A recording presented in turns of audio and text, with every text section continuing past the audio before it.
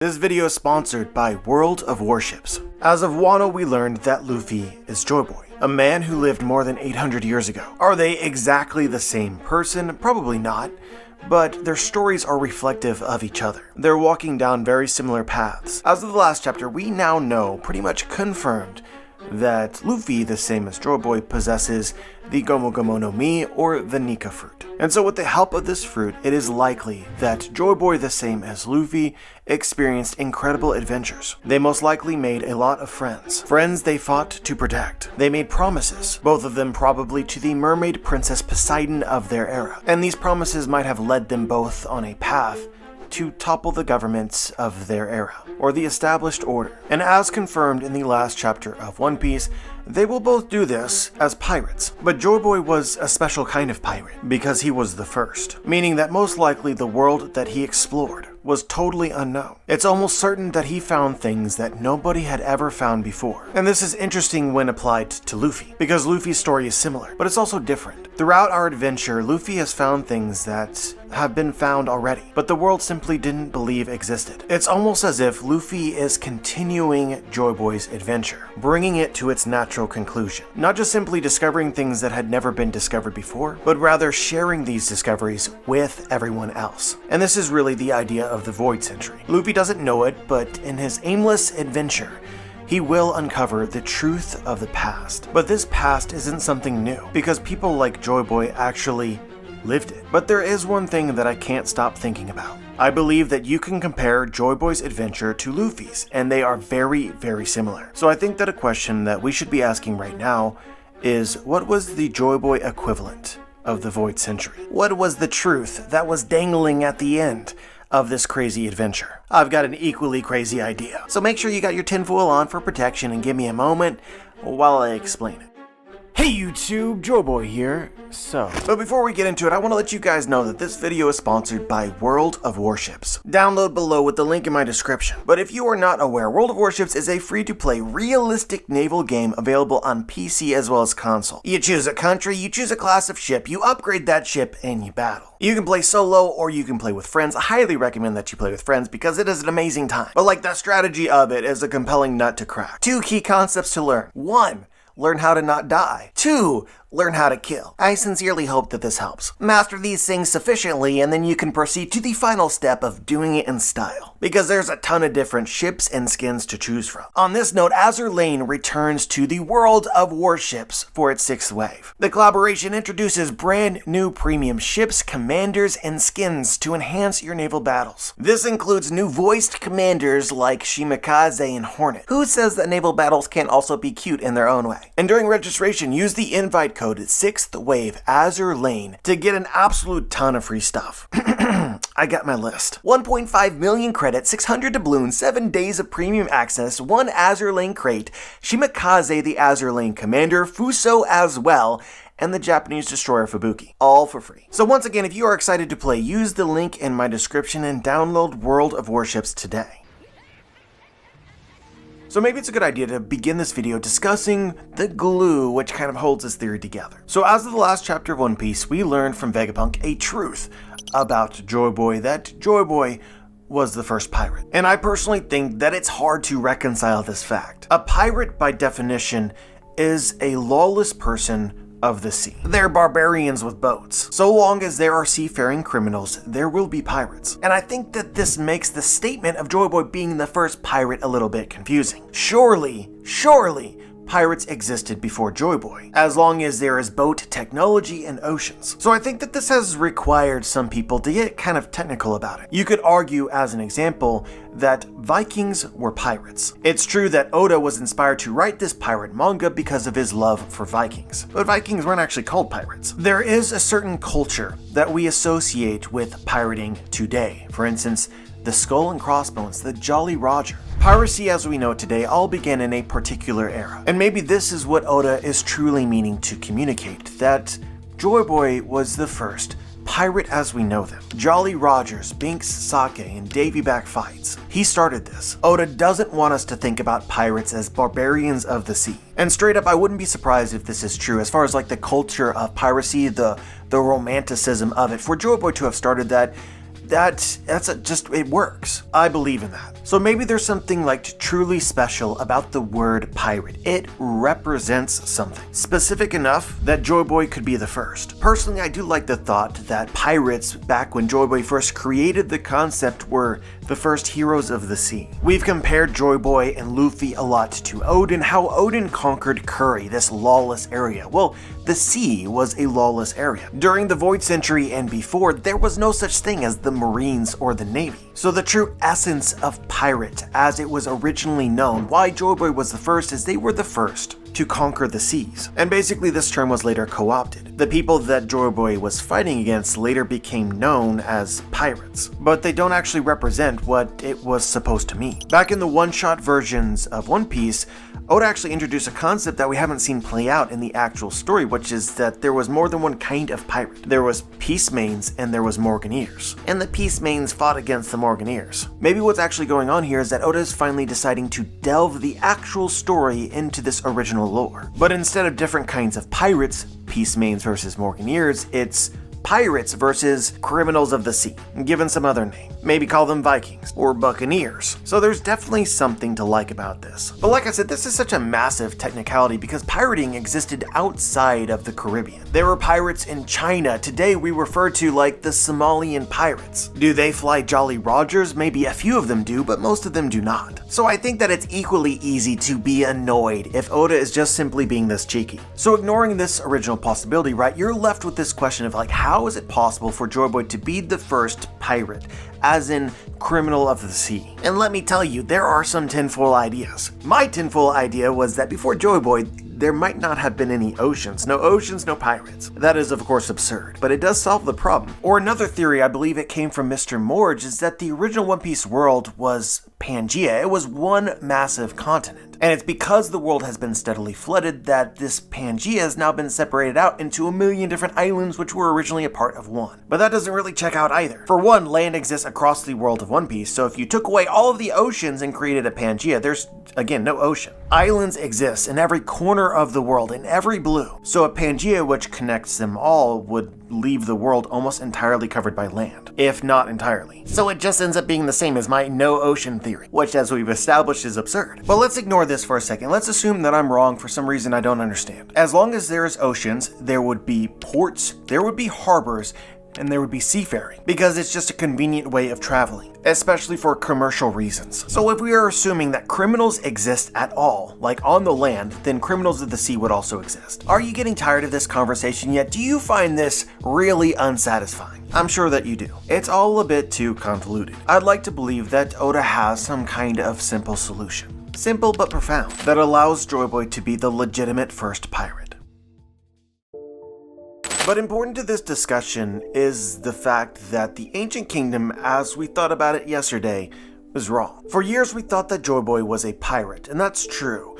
But we thought that Joy Boy was a pirate that created a great, vast, powerful, and advanced pirate kingdom called the Ancient Kingdom, and he was their king. That's not true. In chapter 1114, Vegapunk suggests that Joy Boy was born within the Ancient Kingdom. So if Joy Boy was born within this kingdom, it existed before him. He did not create it. So this changes some things. I suppose firstly, we need to rewrite our timeline, because we don't actually know when the Ancient Kingdom was founded. It was really easy to speculate before that the Ancient Kingdom came into existence 900 years ago, and then vanished from existence 800 years ago. So the Ancient Kingdom only existed during the Void Century. When the Void Century was erased, so too did the Ancient Kingdom. But that really doesn't make any sense anymore, does it? For now, I just want to plant this thought in your brain. It is now incredibly likely that the Ancient Kingdom existed during a time in which there is supposed to be recorded history, yet supposedly no record of them remains. For years we've seen Joy Boy as being similar to Luffy, meaning Joy Boy was the hero of the story, with a heart of gold. Naturally then, if he created the Ancient Kingdom, it would at least initially reflect him. It started off as a good thing, and probably would have been a righteous entity for the vast majority of the Void Century at the very least. But this new reveal opens up a new possibility, that the Ancient Kingdom was truly evil, at least at the time that Joy Boy was alive,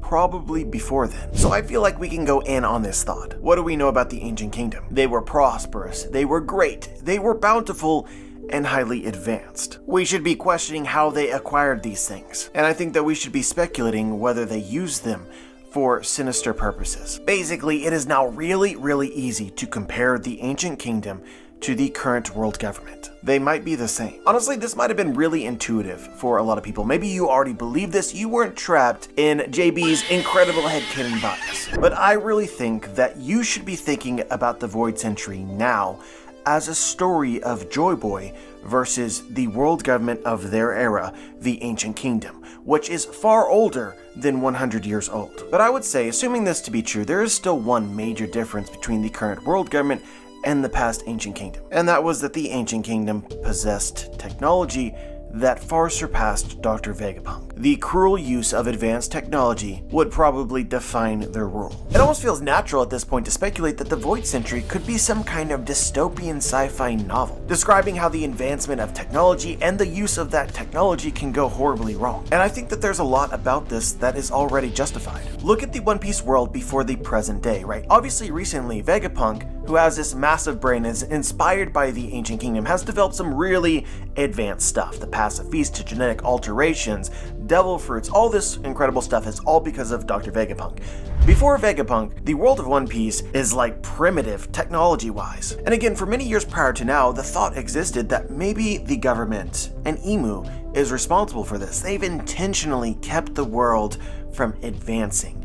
But that doesn't make sense now, because they are greedy for Vegapunk to continue to develop new things, specifically the Mother Flame. Contextually, it's just clear now that they've always wanted this thing, they just don't have it. The ability to make it was lost. So it's not because of Imu and the 20 Kings, the founders of the world government, that the world of One Piece became primitive. It is now far more likely that Joy Boy was responsible for this. The world he was born into was advanced. The world he left behind was not. So it seems likely that this technology was lost because Joy Boy intended it. Maybe it was all used wrong.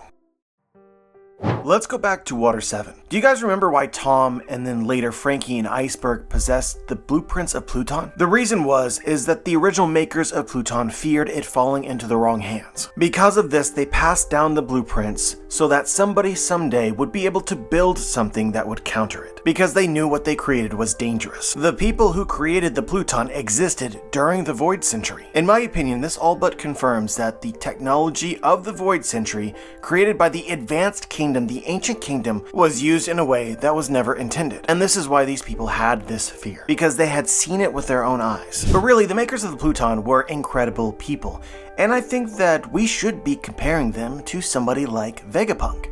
Comparing Frankie even to Vegapunk is something that just makes a lot of sense. This story played out for Frankie in his Water 7 flashback. He loved creating weapons, not because he ever intended to use them, but he just thought that they were cool. He ignored all warnings and kept inventing. And eventually the weapons that he created fell into the wrong hands, Spandam and Cypherpole, and he used them to set up Tom. I think that Frankie's example is particularly obvious because he literally created weapons, like creating weapons, regardless of whether you intended to use them or not, them being used as weapons. You just kinda gotta shake your head. Did you not see that one coming? But there are more realistic shades of gray. And I think that Vegapunk represents these shades of gray. Vegapunk didn't create the Mother Flame to be utilized as a weapon. It's supposed to be a power source, which can ultimately create peace. But it's clear that the government wants Vegapunk's Mother Flame so that they can utilize their weapon. So that is effectively the concept behind Vegapunk. As he tells us in chapter 1114, he's always naively yearned for peace and prosperity. You can then assume that everything that he has invented is for this purpose. But that's not how it's going to go down. So this leads to my point. Many of Vegapunk's inventions are based off of the Ancient Kingdom. However, Vegapunk philosophically is inventing these things for good reasons. And on, for instance, Egghead Island itself, we are seeing these good reasons. But all of the technology that exists in the One Piece world today, whether it's made by Vegapunk or it's made by Caesar or Judge Vinsmoke, all of it, I believe that the Ancient Kingdom already invented and possessed. They surpassed Vegapunk. So on one hand, looking at Egghead is like a little snapshot of what the world of the Void Century might have been like. But on the other hand, the island of Egghead is really not the same. I believe if you really want an idea of what the Void Century was like, you take every bit of technology that has ever been described in the story of One Piece and you make it worst case scenario. So when you're discussing things that are actively being used militarily in the story, there's not much of a discussion.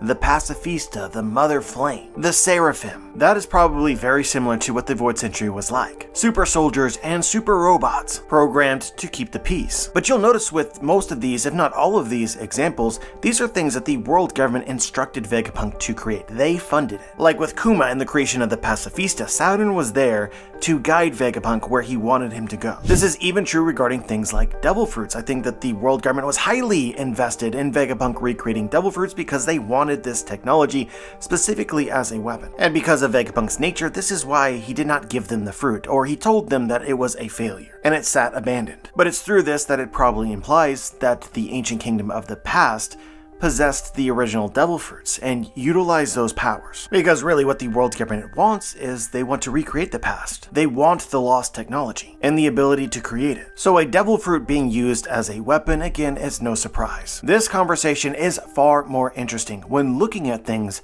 that are less obviously weapons. Are there things in Egghead that Vegapunk has already invented that have a hidden dark side?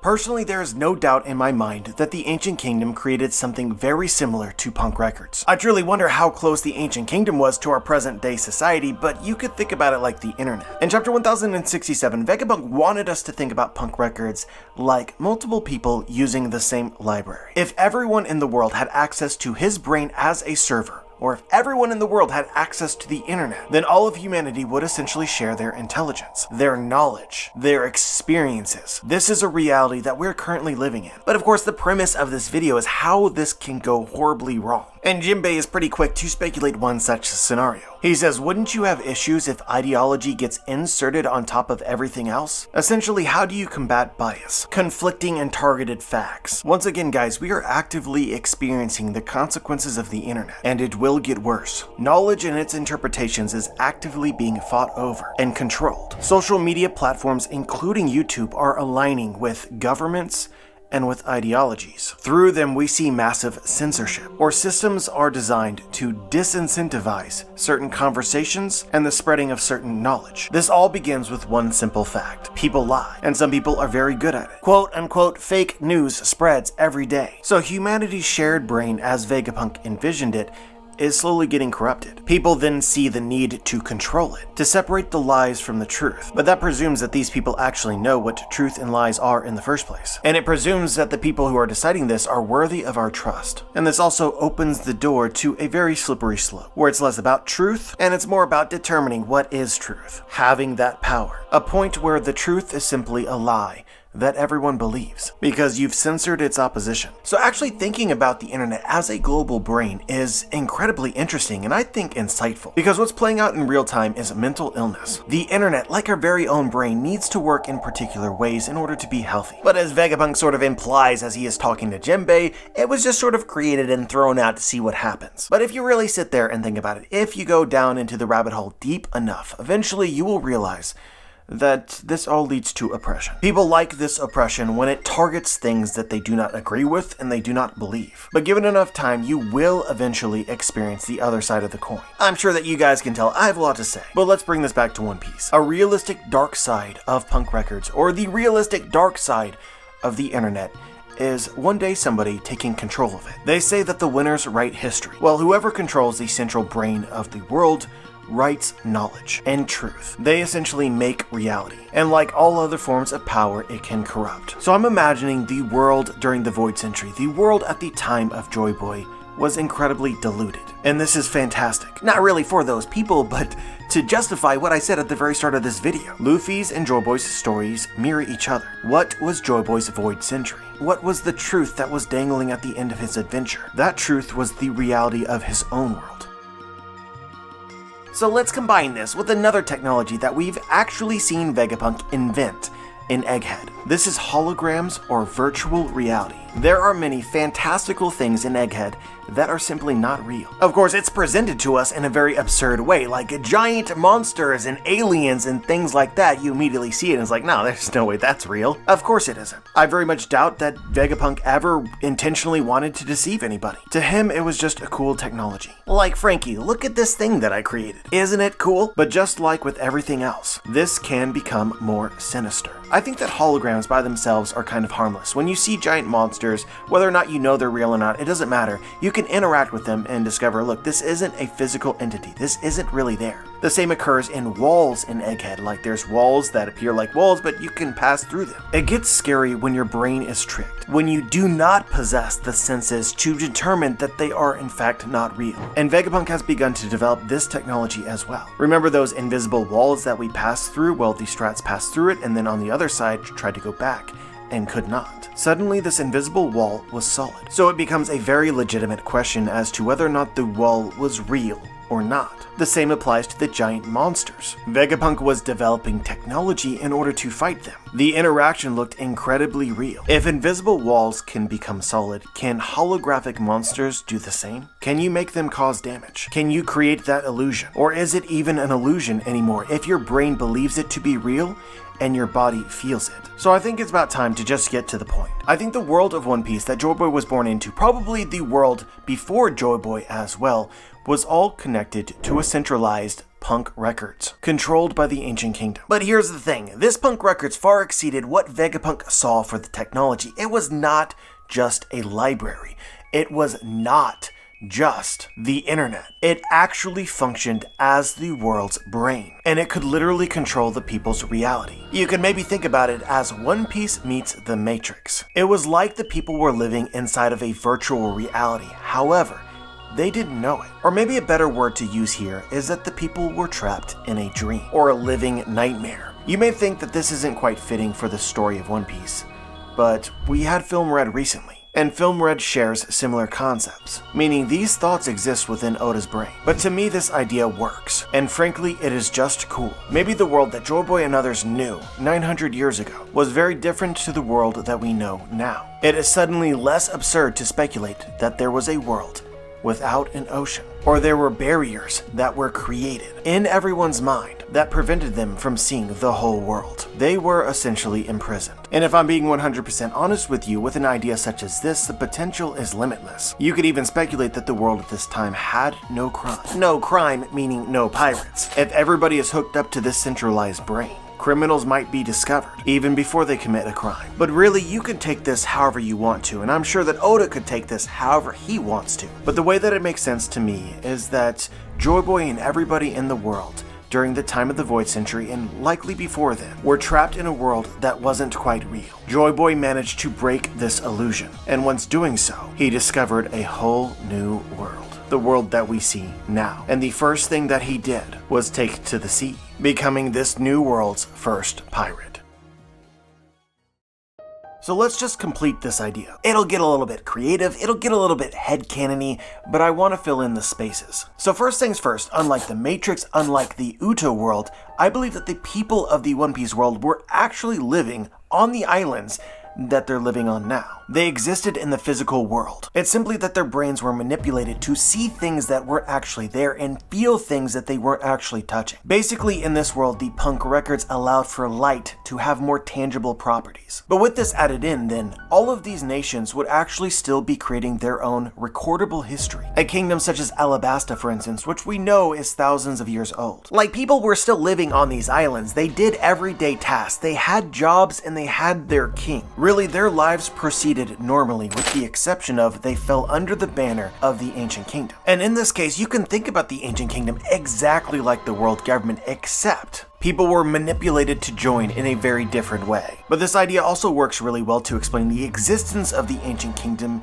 and also how they were able to disappear without a trace. When this kingdom had its greatest influence and was its most powerful, was related to the Void Century Punk Records. Therefore, agents of the Ancient Kingdom could communicate with the people of the world through this brain, and the same might occur in reverse. The brain is what linked everybody together. And of course, it was this brain that stored all of this information. So when the brain was turned off and everyone sort of woke up from their dream state, it's quite possible that knowledge of the ancient kingdom was lost. And Oda could absolutely be inspired to do something like this, because what happens to the vast majority of the knowledge of the world if we lost the internet? Poof, it's gone. Of course, some books would continue to exist because books are actually being written, but I'm making this more exaggerated because the books in the world of One Piece are the poneglyphs. It's just more interesting if the vast majority of this knowledge was not recorded, so that basically people wouldn't have any access to it. But I am actually speculating something more than this, like literally when punk records of the past was turned off, the knowledge of the entire century of the Void Century is just vanished from the minds of everybody, as if their memories were hooked up to a cloud that disappeared, and now a hole exists. And we just made a video talking about clouds in a very different sense, link in the description. But just as an aside to throw out there, I wonder if this could affect somebody differently if they never slept, like Blackbeard. If they never dreamed, would this have disconnected them? And could Oda do something with this? We're speculating that Joy Boy broke the spell of the punk records of the past. He did something no one else could do. Is it possible he did this because he has the same talent, the same ability as Blackbeard? Did people connect to this brain when they slept? But honestly, the thing that I really wanted to get to is how this connects with another theory, potentially bringing the ancient kingdom more to life. This was a theory by a goated YouTuber named Parvisions. I'll include the link to his video in the description. I've been on streams with him multiple times. We've talked about this. But to be straight with you guys, before now, I didn't actually believe it. Now suddenly, the light bulb is clicked on, I understand. We'll get to it in just a second. But I think that a question that we should be asking right now is, the ancient kingdom existed during the Void Century, advanced kingdom beyond our wildest dreams. Where was their actual island? So the going theory in the community for I cannot tell you how many years is that the ancient kingdom's home island was Laugh Tale. But do you guys realize how this reveal of Joy Boy being born in the ancient kingdom, how that changes this? Because it was always intuitive to connect Joy Boy, the poneglyphs, the island the poneglyphs point to, and the ancient kingdom. Especially the ancient kingdom as an entity that Joy Boy probably created or was king of. There was always this thought that as we head to Laugh Tale, we will discover Joy Boy's island. But throughout the course of this video, and frankly what I believe now, is the ancient kingdom was Joy Boy's enemy. Now that isn't to say that Laugh Tale cannot be the home island of the ancient kingdom, but I find myself reevaluating what I believe. I guess the way that I break down Joy Boy's adventure right now is in two parts. The first part is leaving his home island, setting out to the seas, becoming the first pirate, defeating eventually the ancient kingdom, and then the second part is, what is the world like once Joy Boy has defeated the ancient kingdom? When did Joy Boy become the enemy of the 20 kings? When did the 20 kings begin to fear the one true king? Which is why the throne needs to be empty. Maybe more substantial evidence is to look at the ancient robot. The ancient robot has a relationship with Joy Boy, and it seems to be positive, like they were friends, like the robot was Joy Boy's subordinate. Why else would he apologize? But if we're speculating that the ancient kingdom was Joy Boy's enemy and the ancient kingdom had crazy advanced technology and that was not Joy Boy's doing, then the ancient giant robot would have been technology of the ancient kingdom. So at some point, leadership of the world switched. I still think Joy Boy ruled the world in a very Odin or Luffy-like way. The Void Century is a really long time, and I like the thought that he defeated the ancient kingdom but then somehow lost to the 20 kings. Two separate events separated by many years. And I don't want to linger forever here, but I know that some of you are thinking that this doesn't make sense because Joy Boy wrote about the ancient kingdom in the poneglyphs. We're speculating that when the ancient kingdom disappeared and Punk Records was destroyed, it was stripped from the minds of everybody. But Joy Boy is different, because Joy Boy would have had to disconnect himself first, him and his allies. So they would have been the only ones that knew about the ancient kingdom, under the premise of this theory. And that in itself is a crazy, interesting thought, just because it creates the premise that the 20 kings who defeated Joy Boy might not have been aware of the ancient kingdom themselves at that time. Returning to the theory that Joy Boy might have been similar to Blackbeard. How crazy would it be if we found out that Blackbeard is actually the biological descendant of Joy Boy? This would actually give Blackbeard an Orochi-like story. Persecution because of who his forefathers were, but with a crazy difference. In this case, Blackbeard's ancestor was more similar to the Kozuki and not the Kurozumi. Joy Boy was actually the hero. Anyway, I suppose what I'm saying is I like the thought that Joy Boy had to discover the world's past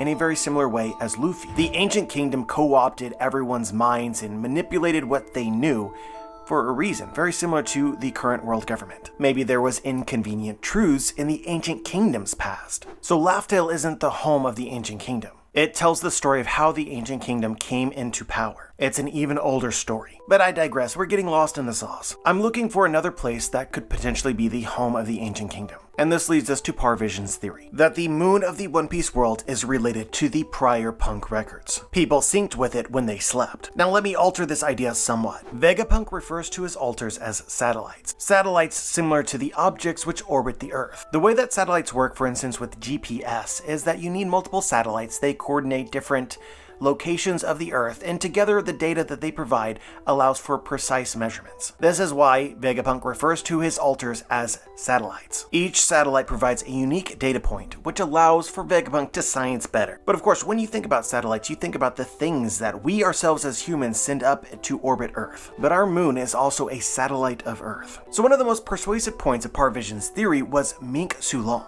Jinbei literally tells us that when the minks look at the full moon on a clear night, memories of their subconscious are called forth, and they transform. You gotta admit, the moon is doing something incredibly weird, and this is totally unexplained, totally. And it definitely fits with our speculations about the brain, the punk records. But there's a problem. It takes very, very specific conditions for the minks to sync with the moon. And they're the only race which consistently does this. Although I want to point out that Captain Kuro had something very similar occur. I think that this theory works better if you remember how satellites work. The more data points, the more accurate it is. We made a theory recently where we speculated that in the past world of One Piece, there was more than one moon, evidenced by the globe that we see in the library of Ohara. The theory is that those moons were destroyed. This theory gives us a very tangible reason as to why. And straight up it implicates that Joy Boy probably did it, because the moons were casting a genjutsu on the entire world. He wanted to break the spell, so he destroyed the moons which were doing it. Fitting here is that Vegapunk possesses 6 satellites,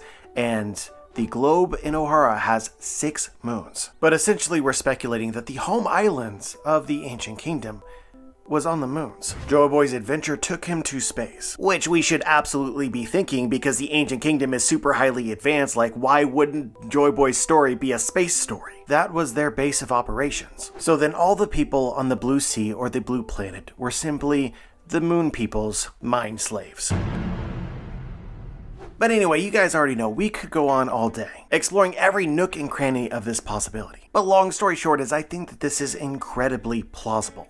And I'm curious as to what you guys think, so let's carry on the discussion in the comments. Do you guys think that the Ancient Kingdom was Joy Boy's enemy? And do you think that it makes sense that Joy Boy became the first pirate because the people of the world were being manipulated by a punk records-like thing controlled by the Ancient Kingdom? And do you think that this led Joy Boy's adventure up to space and the moons? If you're interested in checking out my book, link will be in the description. Remember to like the video, subscribe, click the bell to be notified, join the squad, and as always guys, have a wonderful day.